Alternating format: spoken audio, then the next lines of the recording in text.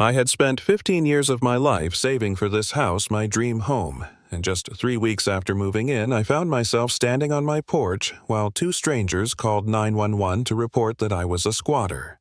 By the time the flashing red and blue lights painted across my freshly restored Victorian, the whole neighborhood was peeking through their curtains watching me being treated like a criminal in front of my own front door.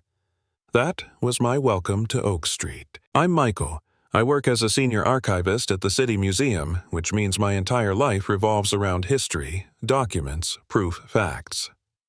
That house wasn't just a structure, it was the culmination of my life's work, a piece of history I wanted to preserve. And yet, the very first night I came home from a museum gala wearing my best suit and feeling proud, a beige minivan pulled up and out stepped trouble. Two women, twins, striding up my walkway like they owned the place. One in a blinding pink tracksuit, the other in neon green with oversized sunglasses even though the sun was gone. Pink planted herself at the base of my steps and said, "So, you're the one who bought it?" She didn't ask, she accused. I told her yes, I had just bought the house. She snapped back, "Wrong. You're the temporary occupant. This house is our birthright." She jabbed a thumb at her sister in green. "Sharon is moving into the master bedroom, and you'll be grateful for the chance to right a historical wrong." I laughed nervously, thinking it was some bizarre prank, but they were deadly serious. When I told them to leave, Pink pulled out her phone, shrieking into 911 about how I was a violent squatter threatening her poor sister.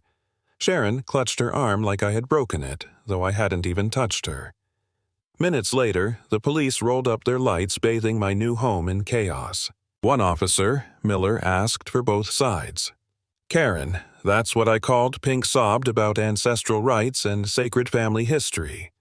I calmly handed over my deed, my mortgage documents, proof of ownership. Miller read them, nodded, and told the sisters they had no claim that they were trespassing. That should have been the end. But when Karen leaned in, eyes blazing, and hissed, "This isn't over. We'll be back," I felt a chill run through me, and she was true to her word. The next weeks became a war of 1,000 cuts. Their minivan crept past my house at dawn and midnight, blasting music loud enough to rattle the old stained glass windows. Pizza deliveries I never ordered showed up by the dozen. A truck nearly dumped gravel on my lawn thanks to a forged order. One morning, I stepped out to find a bag of rotten fish guts on my welcome mat. It was relentless, designed to exhaust me. They also poisoned the neighborhood against me. Karen went door to door, spinning a tale of how I had screamed at them, threatened them, how I was some shady outsider who had stolen their family home. Some neighbors knew better, but others, those who only saw a single guy living alone in a big old house, started looking at me differently. The friendly waves faded. I felt myself becoming the pariah of a community I hadn't even joined yet. And then came the HOA notices. Turns out, Karen sat on the Architectural Review Committee. My black mailbox standard and regulation approved was suddenly in violation of some obscure bylaw requiring a forest green period-appropriate color. I paid the fine, painted it hoping compliance would earn me peace. But the next day, as I brushed on that ridiculous shade of green, their van crawled by and Sharon pointed, laughing hysterically. That's when it hit me. This wasn't about rules. They were feeding on my humiliation. The stress was eating me alive. I wasn't sleeping. I jumped at every sound. My dream home was starting to feel like a prison. One night, lying awake, I whispered to myself, maybe they're right. Maybe I made a mistake buying this house. Maybe I should just sell, walk away. For a brief, shameful moment, I wanted to give up. But then, I thought about all those years saving the love I had for this house, the history carved into every beam and banister. No, I wasn't about to let two entitled bullies rewrite my life. The turning point came when they returned proudly carrying a giant gold-framed document, a so-called last will and testament from their great-great-grandfather. They thrust it at me like it was Excalibur. But I'm an archivist. I didn't even need 5 minutes to expose it as a fake. The paper was too uniform, the ink too modern, the handwriting forgot the old long S. And worst of all, their ancestor's name didn't even match the actual builder of the house. I laid it all out piece by piece until their smug faces cracked.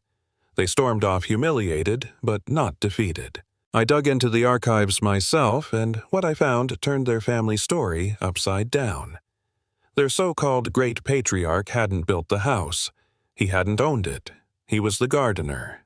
And worse, I found records showing he'd been fired for theft, run out of town in disgrace. Armed with copies of census data maps and an old newspaper clipping, I confronted them. "Your ancestor wasn't a master of this estate," I told them, holding the papers. "He was the help, and he was caught stealing." Karen's face turned scarlet. Sharon's smirk vanished. Their response wasn't denial, it was venom.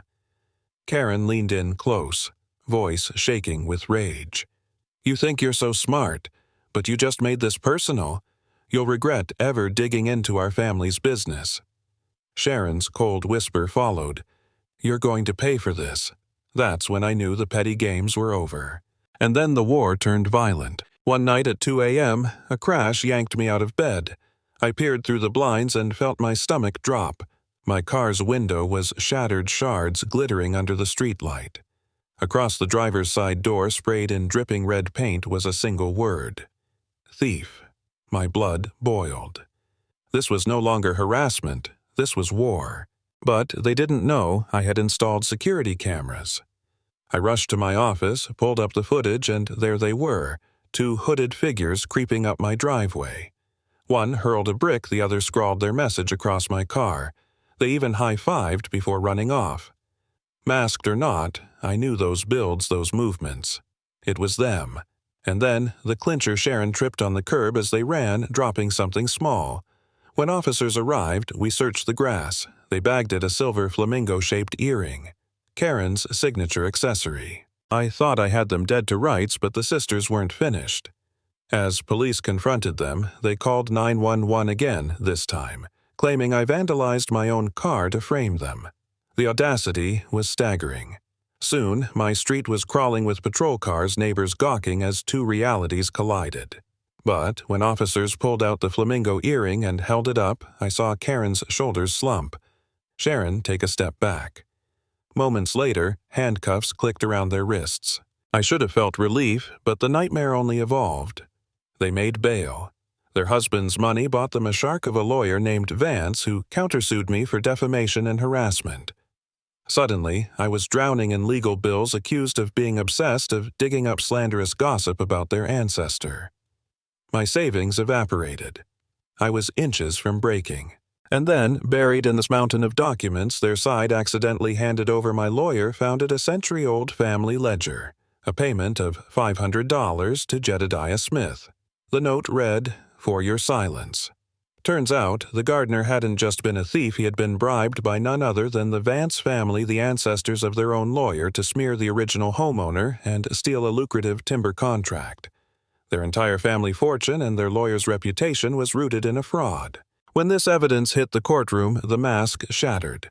The judge's gavel came down like thunder.